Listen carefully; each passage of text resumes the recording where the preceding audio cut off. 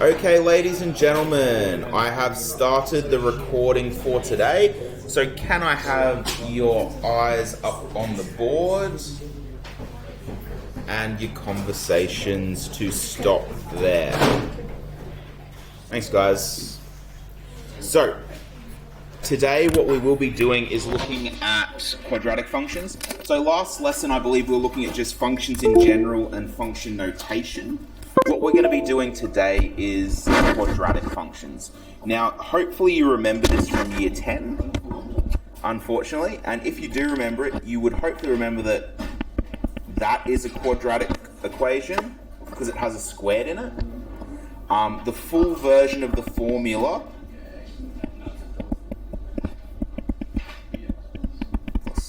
So that's what every quadratic looks something along that. You replace a, b, and c with particular values, but there can be an x squared term, an x term, and a constant term.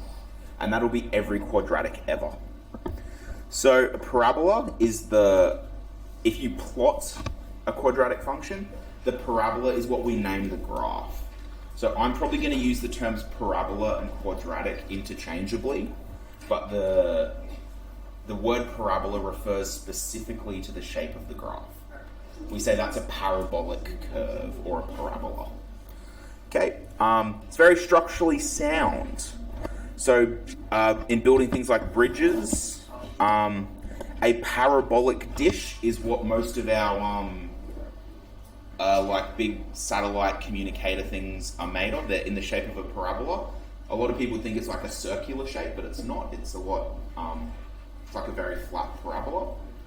So there's a big one of these in Canberra somewhere that actually helped. Not sure if you guys know this story. Yeah, the dish.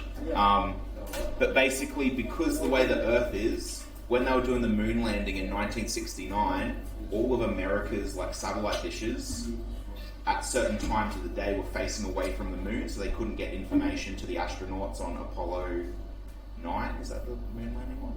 Anyway, Neil Armstrong and Buzz Aldrin and that. So what they actually did is they got the parabolic dish in Canberra, Australia, to when America was facing away from the moon, Australia was facing towards it, and they were able to have 100% coverage of the signal and stuff, so that if something happened, they were able to deal with it. You can see over on the top bit here, the aqueducts built by the Romans still stand today. Parabola's a very structurally sound shape. Not really relevant mathematically, but it's kind of cool. Also, anyone in here doing physics? A couple of us. You'll find every time you throw an object, it'll go in the line of a parabola.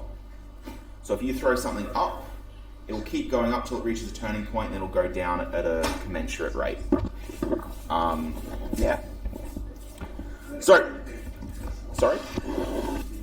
A frisbee, or a boomerang.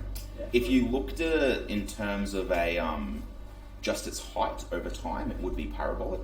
It's a little bit hard when you're talking 3 dimensions. But you can model parabolas in 3 dimensions, but it's a bit above what we're going to do here. So for our purposes of the unit, we're mostly going to focus on standard form of the quadratic equation and how it looks on the Cartesian plane. So my little blue parabola there is 3x squared plus y equals 5. So I've just rearranged that. There's an x squared, there's no x term, and there's a constant term, and the y is on the left instead of the right. Sorry? Okay, my green parabola, probably a little bit closer to what you did last year in terms of the way it's set out. Y equals 3x squared minus 5x plus 2. At the moment, these numbers shouldn't mean a lot to you. But as we go through, there's certain things that you're going to be able to look at that and know straight away. So for example, one thing I know straight away is this plus 2 tells me something really important. Does anyone remember what that plus 2 on the end will tell you? Not the turning point, no. The y-intercept. And if you have a look at this green, where does it cross the y-axis? Positive 2.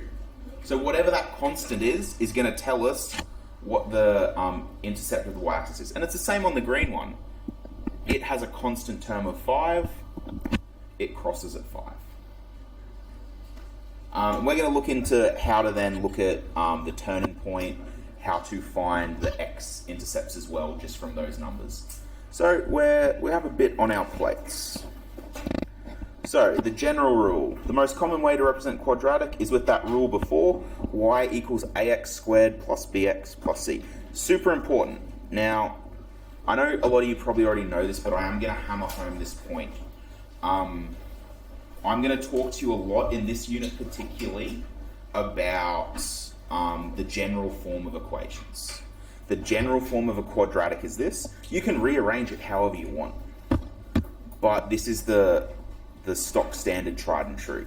All you have to do is take your a, b, and c value, replace them with the values relevant to the problem, and that'll be all you have to do.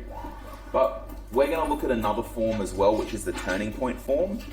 But the turning point form and this form are very similar. So, features of a parabola, sometimes called critical points. I'm going to mostly call them critical points. You've got a turning point. So because a parabola sort of it either goes up to a point and then turns around and goes down, or it goes down towards a point and goes up. So imagine if you throw a ball in the air, it'll keep going up until gravity sort of overtakes however much upward force you put on it, and then after that it'll only go down. If you that's probably a bad example. Yeah, I was going to say if you have something that's, like a pool noodle or something, you've thrown it underwater and it goes under a bit but then pops back up. That would be an example of a parabola going down and then coming back up. Okay, so turning point is where it turns, pretty simple. Axis of symmetry, each parabola is symmetrical. So if you have the first half, you know what's going to happen in the second half. And it is symmetrical about the turning point. So if you have a look at this parabola here, I'm jumping ahead, but can you see that if you put a line going vertically down, it's symmetrical around that point. Okay, the y-intercept is where it crosses the y-axis. Each one crosses the y-axis only ever once, never more. Can you think why our quadratic function would only cross the y-axis once? Because it's a function. If it crossed it twice, it wouldn't be a function. It can, however, have more than one x-intercept. So depending on the nature of parabola, it may have 1, 2, or no x-intercepts. So if you look at our parabola here, it has 2 there and there. So for this first one, state the turning point, axis of symmetry, and all relevant intercepts of this parabola. So my axis of symmetry is, how would we define the axis of symmetry? We have to give it a value. What value is it reflected around? 1. 2. And is it x equals 2 or y equals 2? Yeah. X is horizontal. Y to the sky. Oh, I've not heard that one before. I like that. Y to the sky. So it's reflected around the point x equals 2. The turning point of this one, what would my turning point be?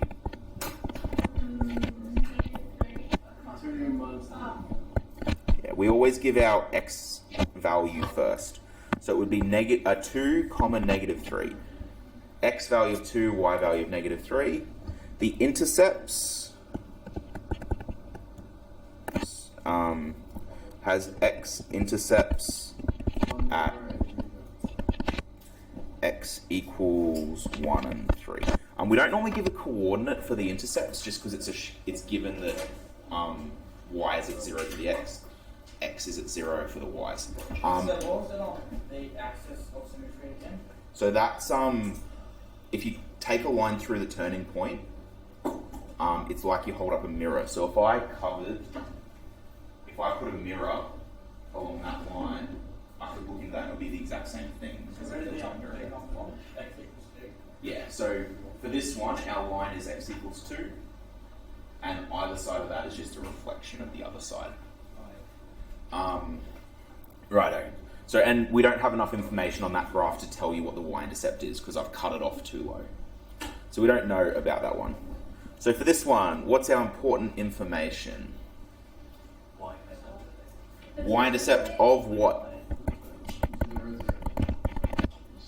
Yeah, so there's a y-intercept at y equals 0. The x-intercept?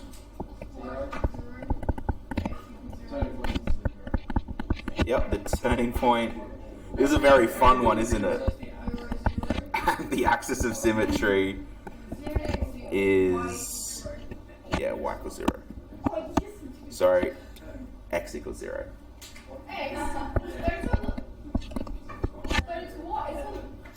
Because the line we want is vertical, if you said y equals 0, the line y equals 0 is this one. That's the okay. If I told you, okay, where is y equal to 1, you would say here, right? So at the very top there. So that's y equals to 1, right? Is y equal to 1 also true here? Yes. Yeah, because the height of that point is still 1. Over here, is the height of that 1? What about here? So it's along the whole thing. Yeah, along that whole line is y equals 1. Along this whole line is y equals 0. Along the vertical line here, x equals 0.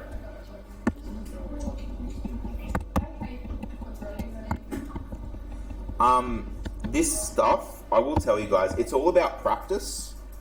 And some of you, you'll be looking at this and be like, yeah, this is pretty obvious. Some of you will be looking at this and being like, what the? This is a bit much. All of it comes with practice, that's all I can say. If you're doing your practice, you'll be fine.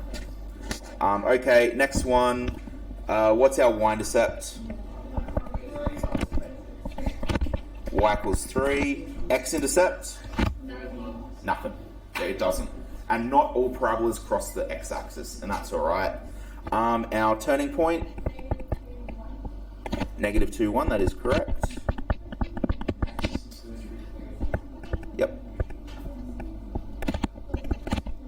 Is x equals negative 2. Okay.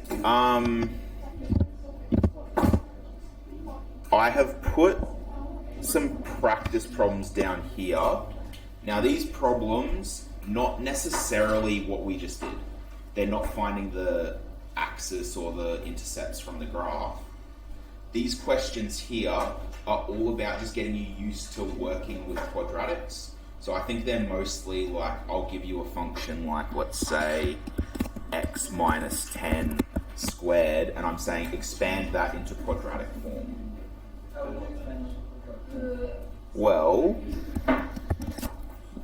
for that one, if you have something like that, you have that bracket squared. Squared means times by itself. So that bracket is really x minus 10, x minus 10.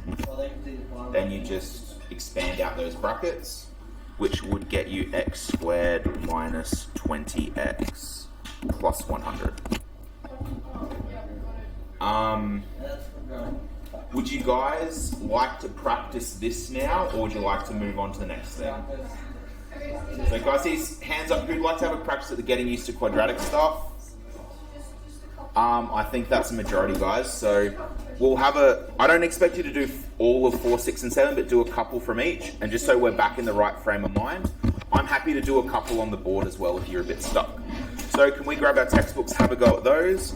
And I might leave the recording running for this.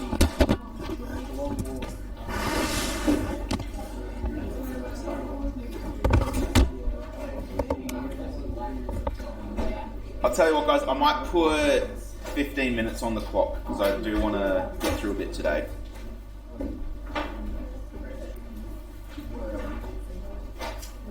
And I do apologise that I mucked up your printing today. That is quite annoying. That one's on me. That means a lot to me.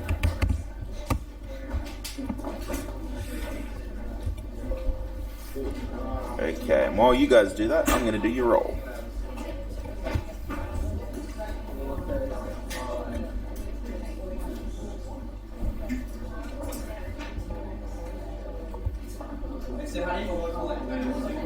Sorry?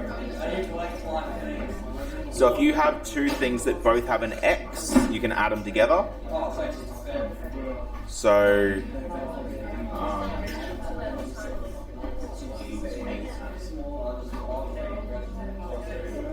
expand that out, you'll end up with that term, you'll end up with 2x squared minus 8x.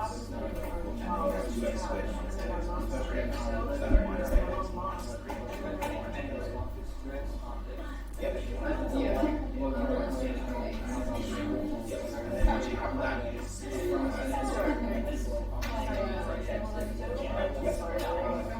that's correct.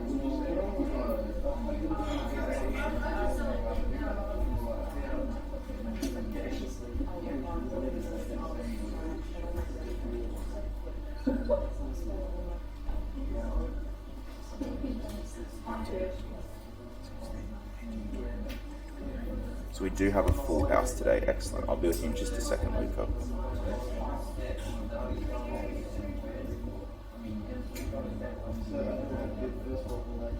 Yeah.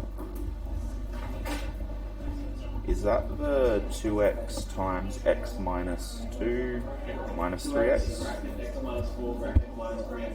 Wait, let's say that.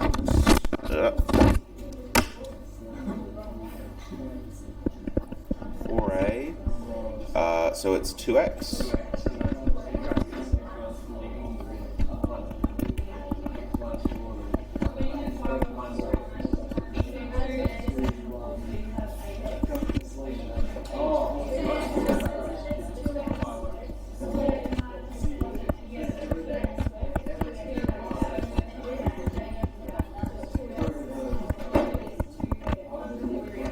Right, ladies and gents, if you're a bit still cobwebby, I've done the first one up on the board for you, just so a bit of a reminder.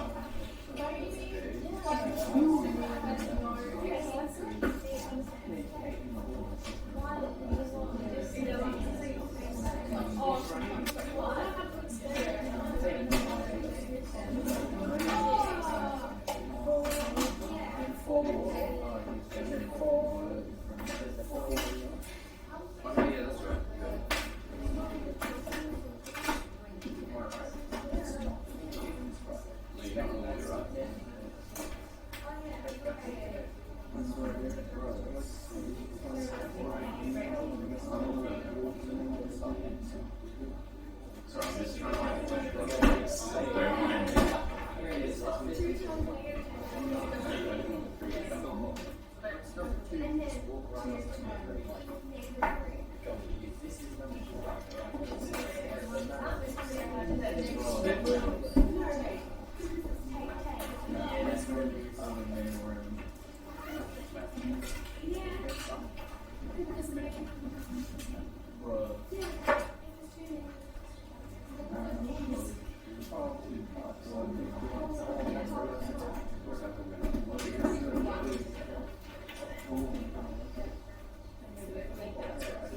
I'm just trying to, I still don't remember everyone's name, so just, while you guys are doing this, that's my job, is to try and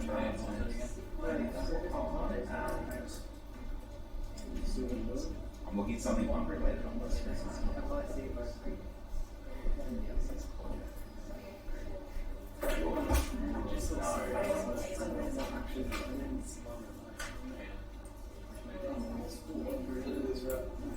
That's not 4.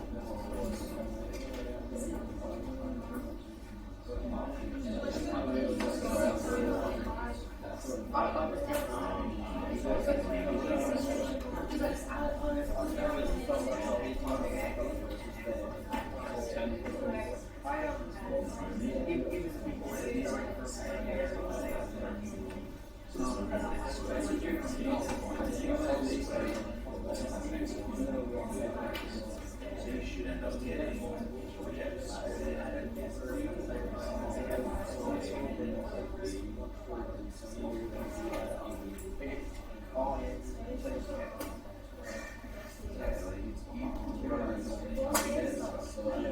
yeah.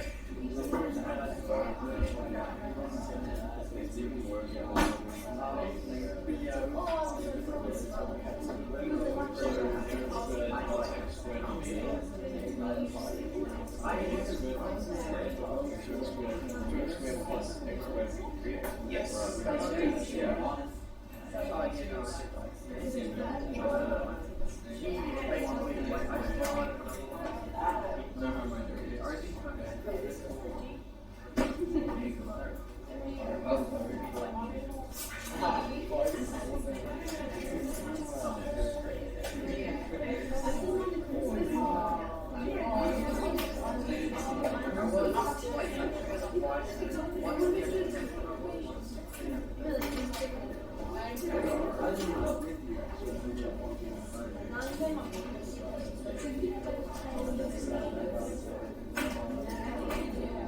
Oh, sorry guys.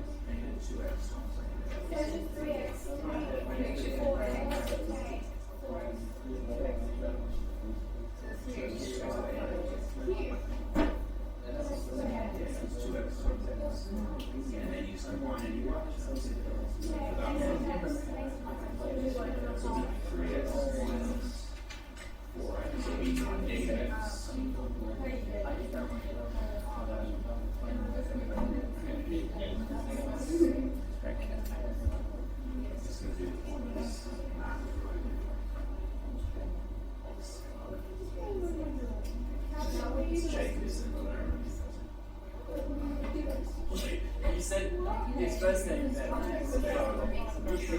Jordan.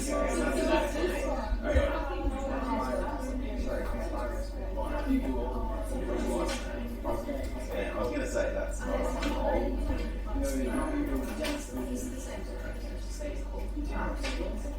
possibly what it is.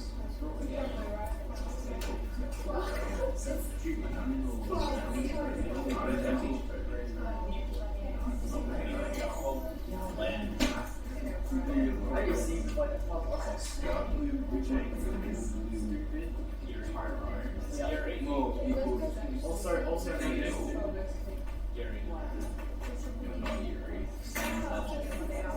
Wait, we have two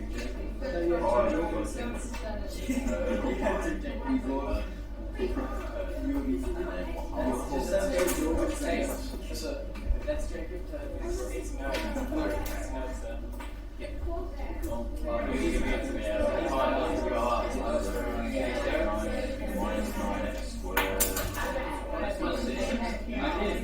So that line is correct. That's my list. Is there any one?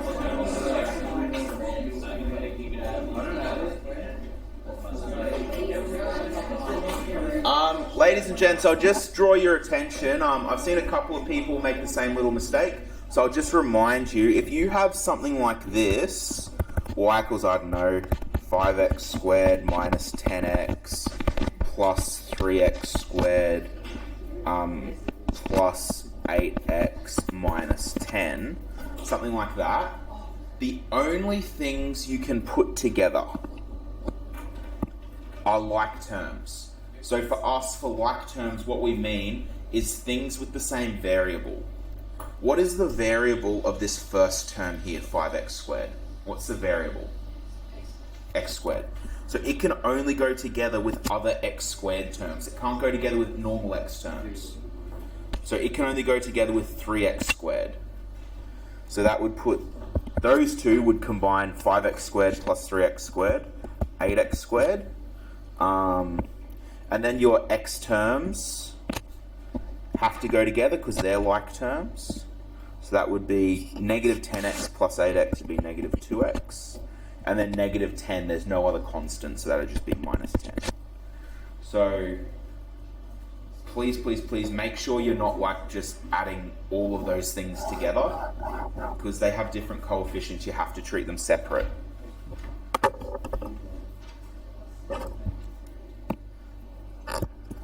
What have we got on the timer? We've got about 5 minutes on the timer, guys, to keep working on those ones.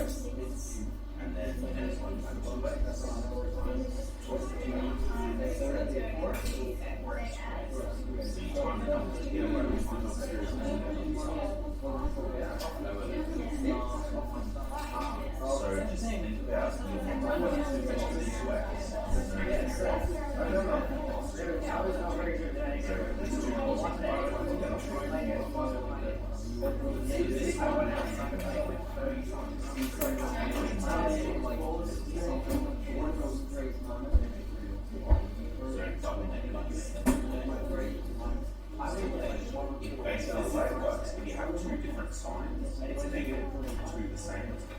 No worries.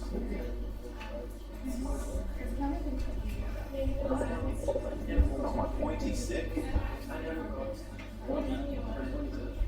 Can be a spear. I'll have this as a ship in no time. Jacob. Oscar. Jacob. No, Tyrone. Oscar / Igor. Or is it Igor? Ben. Okay. I've got the boy names down. It's half the battle.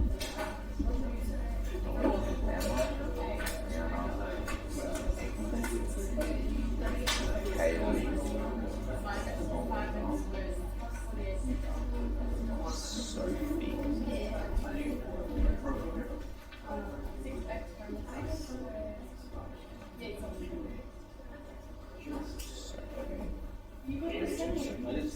Oh, there's two Sophies. That's what's throwing me.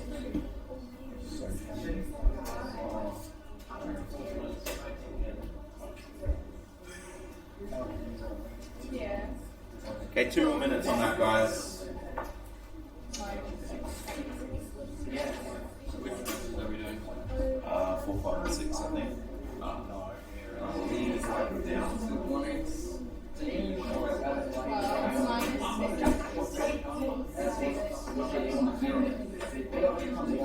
You're really like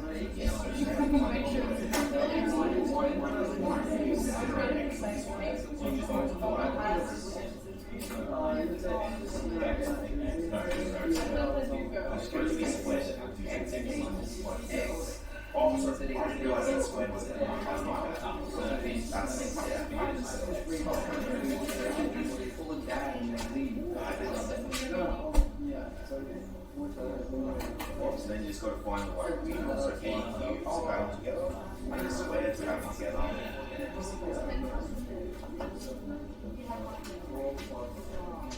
Yo.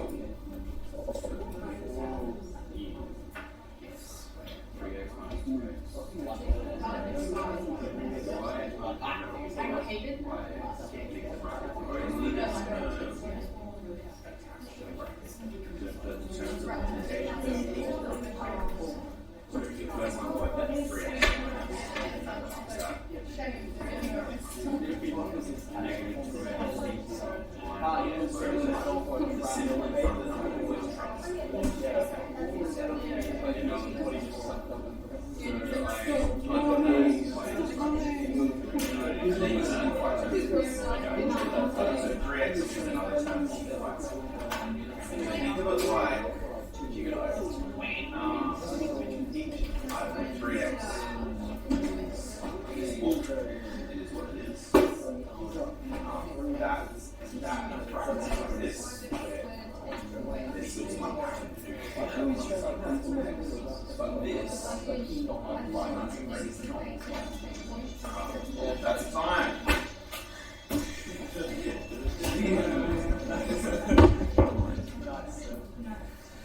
Oh, you got to do something to make it through the day sometimes. Oh, it was 4, 6, 7. Sorry, not 4, 5, 6. That's all good. Okay, we might. Yes, sure.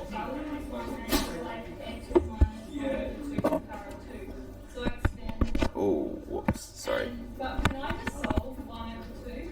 Or do I have to keep it like that? Well, that's a good question. You technically can solve it. My suggestion would be leave it as a half. And the reason why, so is this the problem? Was it x minus a half squared? Did anyone else have a go at this? I'm going to go through this one really quickly. This is actually one of the ones I wanted you to do for one reason, and that's that people often forget how to square a fraction. Does anyone know, by the way, if I just told you a half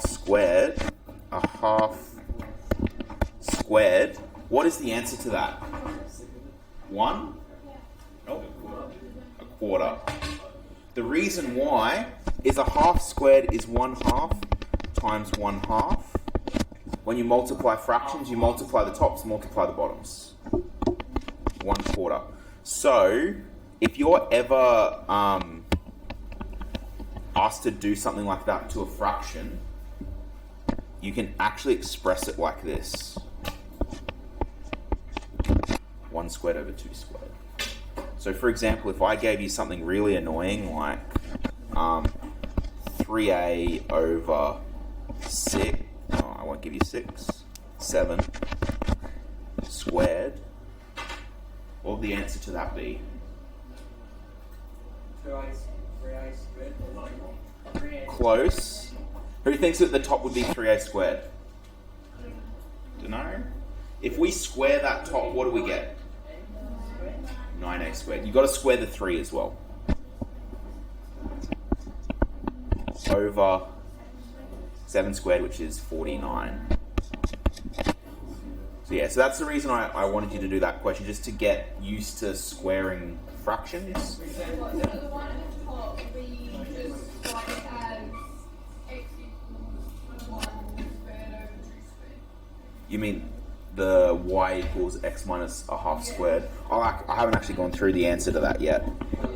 But let's go through that real quick. Let's put the pokey stick down. Okay, so I will show you the shortcut for factorization because you're big bad year 11s, you can do it. Not here though. So let's expand it out. X minus a half, x minus a half. X times x is x squared. X times a half, a negative a half, is minus x on 2. Negative a half times x is minus x on 2. And negative a half times negative a half. Well, negative times a negative is a positive. And then 1 times 1 is 1. 2 times 2 is 4.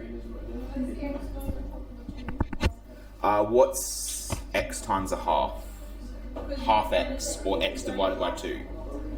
It's just like x imaginary like over 1 anyway. Yeah. Yeah. That's exactly it. And what's minus x divided by 2 minus another x divided by 2? It's not 0.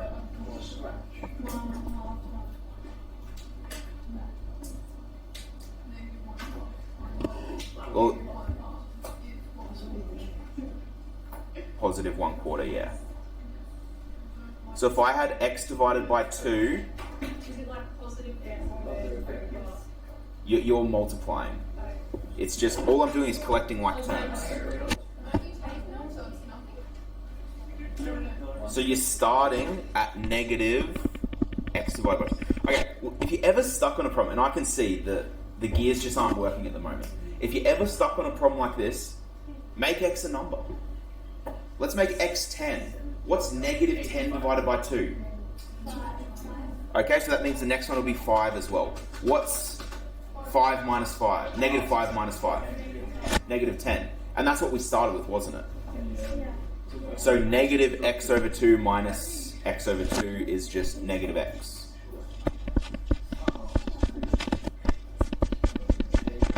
So for that expansion, you should have ended up with x squared minus x plus 1/4. Also, that's the, you just take it all, so it's very easy to fix. Not really, where if you have, think of it this way, if you have a half of something, then you have another half of something, you have a whole of that thing. So that's all we've done. Saying, okay, we have negative a half of x plus minus another half of x is 1 whole half. Okay, back to our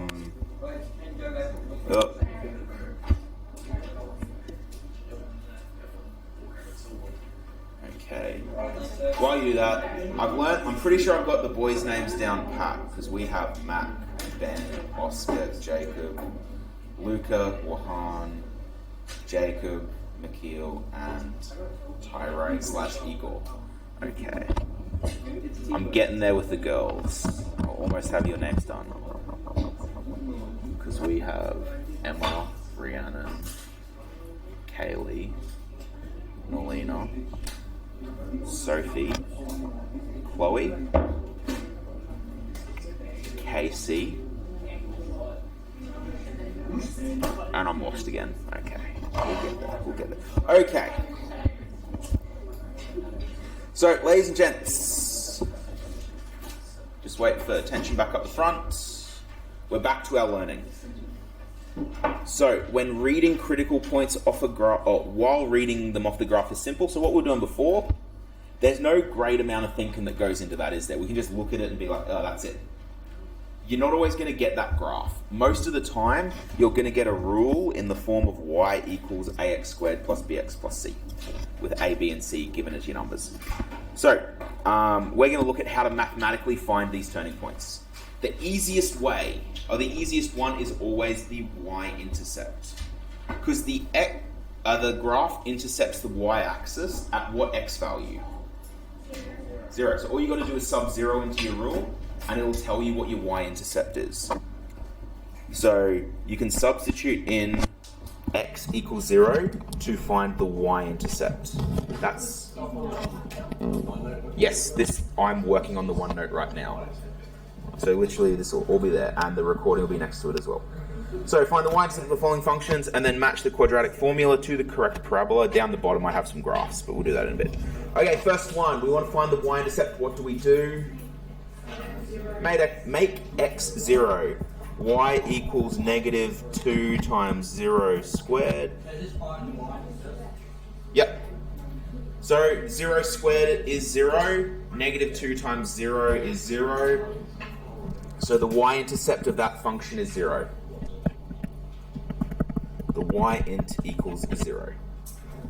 For our next function, let's sub in x equals 0 so we can find the y-intercept.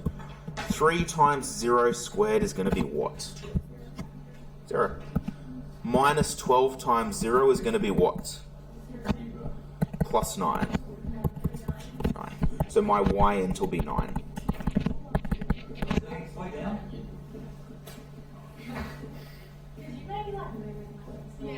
Just a smidge. Okay.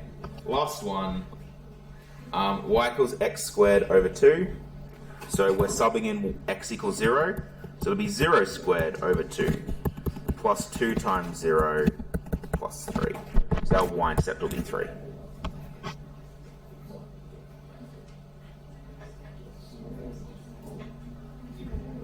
Okay.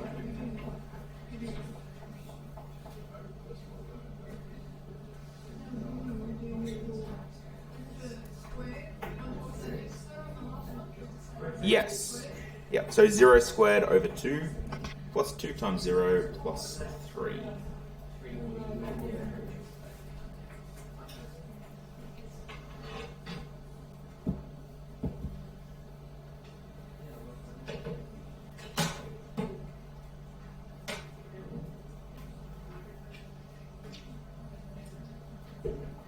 Okay. And the last bit is just going to be to match them to their graphs. So, for A, where are we going to expect the function across the y-axis? 0. And for the second one? 9. And for the third one? 3. 3. So let's just have a quick look at ours. So which one crosses at 0, A, B, or C? Yep, so this would, 1, 2, or 3. So that'll be graph A. This first one, will that be B or C? C, which leaves us with B here. And even though we don't see that it crosses at 9, we can assume it does. Okay, so the next point we're going to look at is finding the x-intercepts. And this is a little bit trickier. We find them a similar way to above, except this time we set y equal to 0. Because where do our x-intercepts happen? When y equals 0.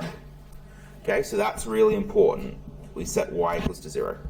And that will tell us where the parabola touches the x-axis.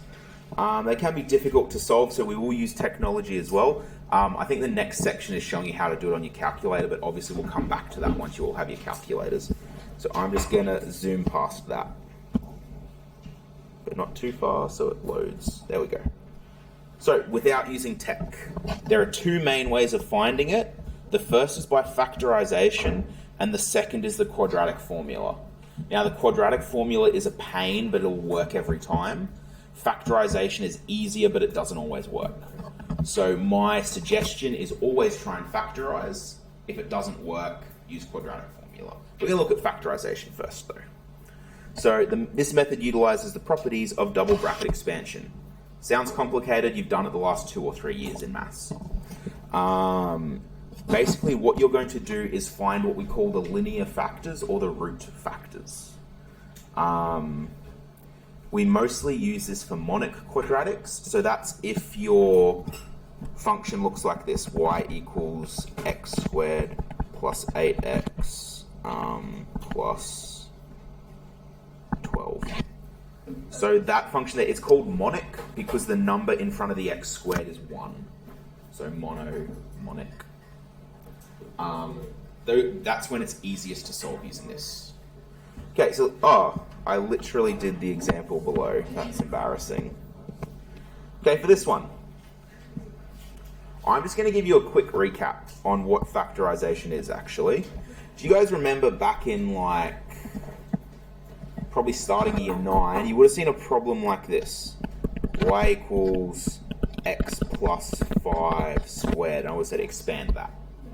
Yep. And you would have expanded it, so you would have looked like x plus 5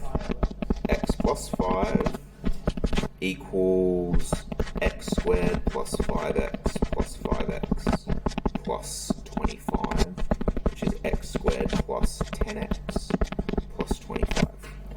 Okay, so you would have seen something like that. You would have also seen something like this. Y equals x plus 3, x minus 2. Yes? And when you expand that out, I'm going to jump ahead. That would be x squared plus x minus 6. Okay. I'm going to show you how I skipped to that step.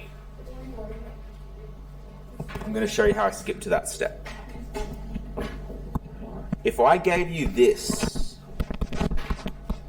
x plus some variable a, so I'm just letting a stand for any possible number at the moment, and then my second bracket was x plus b.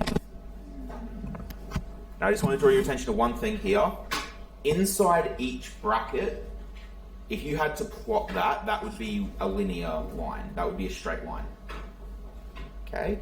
But if you plot both of them together, so the first bracket multiply the second one, you're going to get an x squared term, aren't you? So that's going to be a quadratic, that answer. But it has these two things. That's what we call the linear factors. That's why they're linear factors, because there's no x squared. So if I expanded this out, I'll get x times x, x squared, x times b, bx, a times x, and then ab. Okay, we happy with that? That would be how we expand it. Now I'm just going to do a sneaky little trick. Can you see that we have two x terms, ax and bx? So I'm just going to take the common factor of x away from them. I'm just going to factorize out that common factor of x. When you take away a common factor of x from ax, what's left over? A, and from b, x, b. And then at the end you just have ab left over. So in the middle, I've just combined the ax and the bx terms, because they're both multiplied by x. I've just taken the x outside of the brackets. Okay. Now this is what I'm trying to get at, ladies and gents. And for some of you, this will be revision from year 10. Some of you may not remember this too well. Can you see that in my original binomial problem, so binomial meaning two brackets, I had an a in one bracket, a b in the other. In my expanded answer, the x term, the coefficient of it is a plus b, and the constant term without an x is a times b. So have a look in this second example we did. We had 3 and negative 2. Is the coefficient of the x term in the answer those two added together? 3 and negative 2 added together is positive 1. That has a coefficient of 1. Is the end one them two multiplied together, 3 and negative 2? Yep. And let's have a look in this one. We had x plus 5 squared, so it's just the same thing. Is my middle term, the x term, is that 5 and 5 added? And is that 5 times 5? So that's the pattern. If you ever have a quadratic, you can sort of work backwards. So if I gave you this, y equals x squared plus, I don't know, let's say 6x plus 5. I know it came from some set of brackets like this, right? And it'll look like x plus something, x plus something. Yeah? That number plus that number has to equal 6, and that number plus times that number has to equal 5. So a plus b equals 6, a times b equals 5. What two numbers add to 6 but multiply to 5? 1 and 5 are the only two that work. 1 times 5 is 5, 1 plus 5 is 6. So that's sort of the trick way of factorizing, guys. You just look for what two numbers add to make the middle, what two numbers multiply to make the end. Okay, I'm just going to go back to our actual problem now. That was just a bit of a detour. So we know that that function is going to equal some x plus a and some second number b. Do you guys agree with that statement? I can factorize that top line into two brackets. Yeah? The reason I know that is because this top one is a quadratic. It has an x squared term. So I know that it has to break down into two brackets with an x in each. Now I also know that a plus b equals what number? 8. And a times b equals what number? 12. So what are the factors of 12 that add up to 8? 6 and 2. Yeah.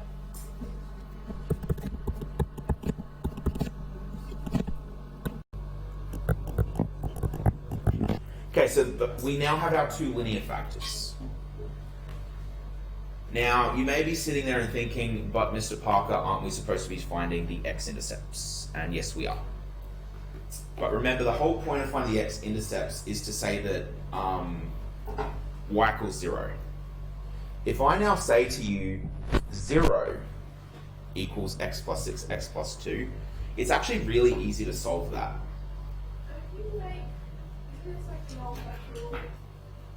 Yeah, it's a null factor law, it's exactly what it is. So we just do x plus 6 equals 0 and n plus 2 equals 0? Not plus. Yeah, oh yeah, I get what you mean. Yeah, that's what you do. You make each bracket equal to 0. Yeah. And those would be your two answers. So what's our first answer going to be? Negative 6? Yeah. For those of you that don't quite remember the null factor law, if we have on the left-hand side 0 equals, we want to find what values for the right-hand side make the left-hand side true. So we need to make both sides of our equation equal to 0. So, on the right-hand side, we have these two brackets multiplied together. Now, if either of those brackets is 0, will the whole thing be 0? No. 0 times anything is always 0. Oh, yeah. So, I'll put this down as a note. There's not really working out you can do for this. I will say, if either bracket equals 0, the whole left-hand side equals 0. Oh, sorry, right-hand side. My apologies.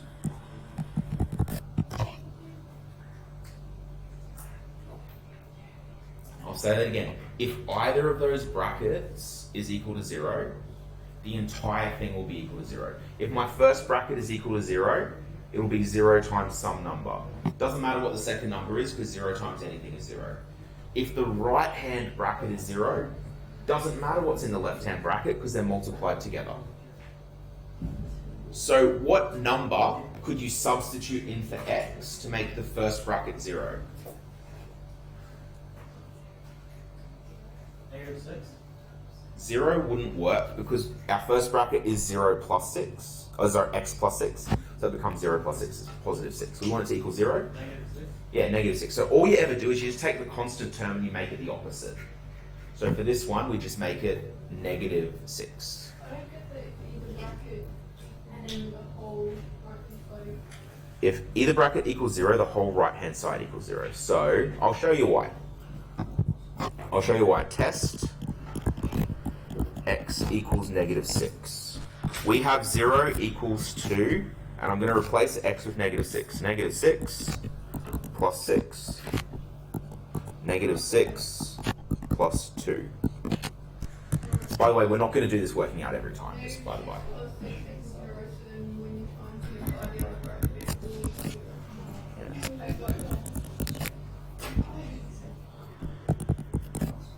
So even though only one of those brackets equals 0, the whole thing equals 0. Okay?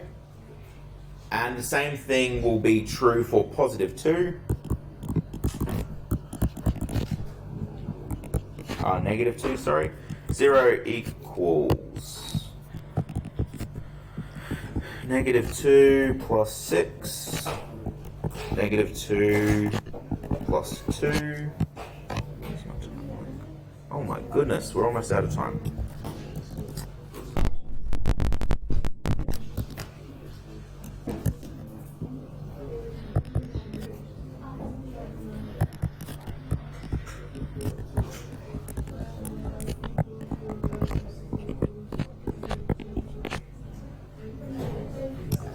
Okay, so all I've set up there, guys, is I've done the working out for when you substitute in negative 6 and for when you substitute in negative 2.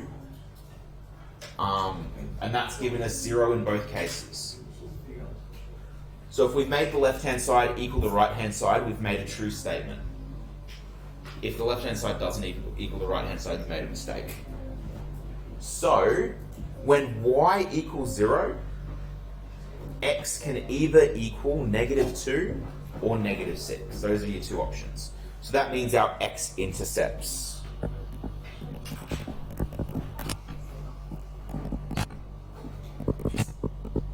Sorry, our x-intercepts are x equals negative 2, x equals negative 6. -2, -6, or -2, Both.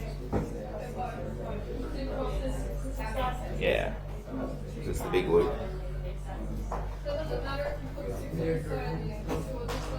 Perfectly fine. Perfectly fine. We probably have time to go through one more example, ladies and gents. I think we've got about 7 minutes left in class. Let me just have a squiz at the next couple loads. Okay, ladies and gents, we're going to quickly go through these two, I think. We'll probably have time for 2. Okay, I'm going to cheat. Well, first of all, we're trying to find the x-intercepts. What do we need to substitute into our equation to find an x-intercept? For what value? Y. Because to find the x-intercepts, y has to be 0. So set y equals 0. 0 equals x squared minus 5x plus 6. Okay, what two numbers adds to negative 5 but multiply to positive 6? One's a they add to negative 5 though, so they've got to be negative numbers. So does negative 2 and negative 3 work? Yes. Because they multiply to positive 6. So what is set y? Set y equal to 0. Because we have to make y 0 to solve this.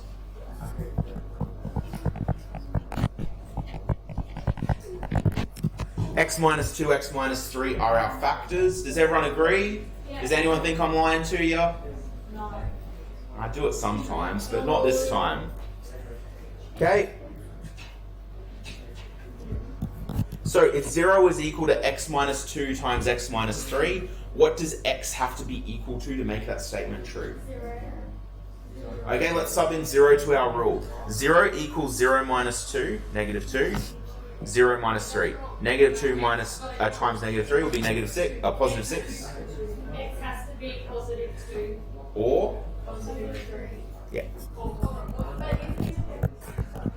Oh, yeah, sorry. Because if you have positive 2 and you take 2, That is correct. So,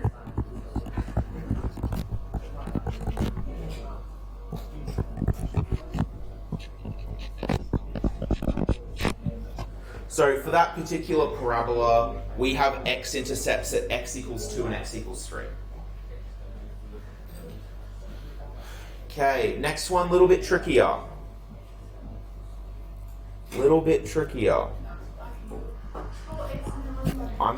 It is non-monic, that is correct. I'm gonna set y equals 0.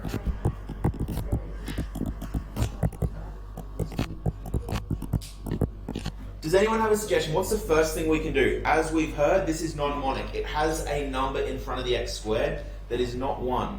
How can we make this easier to solve? we can put something in front and get rid of 3. Or how many something? How do you mean put something in front? Like, I don't know if it goes in front, but I would Like, can't you, like, you make can the divided and yeah, get rid of the 3 for the next one. You could. We have 0 equals to 3x squared minus 12x minus 36. What do you notice about all those numbers? Then it's all three. Could I divide both sides of my equation by 3? Yes. So I'm going to divide 0 by 3. What does that give me? I'm going to divide this side by 3 as well. 3x squared divided by 3 is just x squared. Negative 12x divided by 3 is negative 4x. And negative 36 would be negative 12. So I'm going to know that 0 is going to equal x plus or minus some number. X plus or minus some number. So we need two numbers that add to negative 4, multiply to negative 12. Negative 12, well, this is a bit of a trick you can remember, guys. Thanks, boys. Is if your end number is a negative, that means it has to have one negative and one positive factor, because that's the only way you can get a negative multiplication. So there's two numbers that when you multiply them together have a difference of 4, but they make 12. So what are the factors of 12? 1 and 12? 3 and 4, 2 and 6. Which of those numbers have a difference of 4? 2 and 6. Which number do we want to be the negative? The big number or the small number? The big, because when we add them together it's a negative number. So negative 6, positive 2. Which gives me x-intercepts of positive 6, negative 2.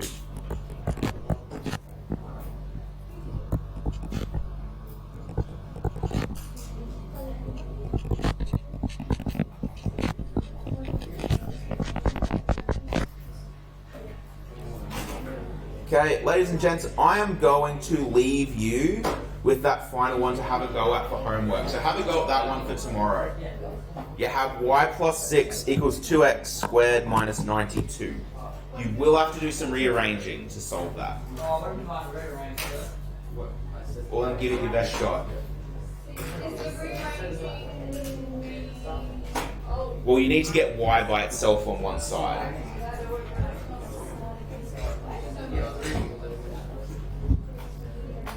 And we have 1 minute till the bell. So once you got down that problem for homework, you can pack up there.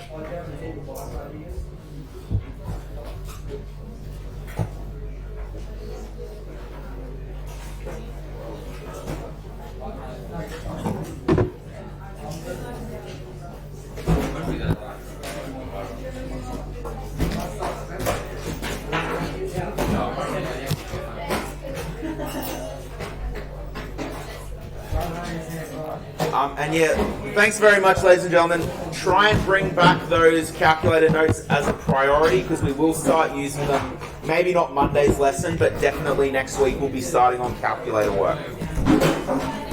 You didn't get a note. Lucky for you, I have specs. See you,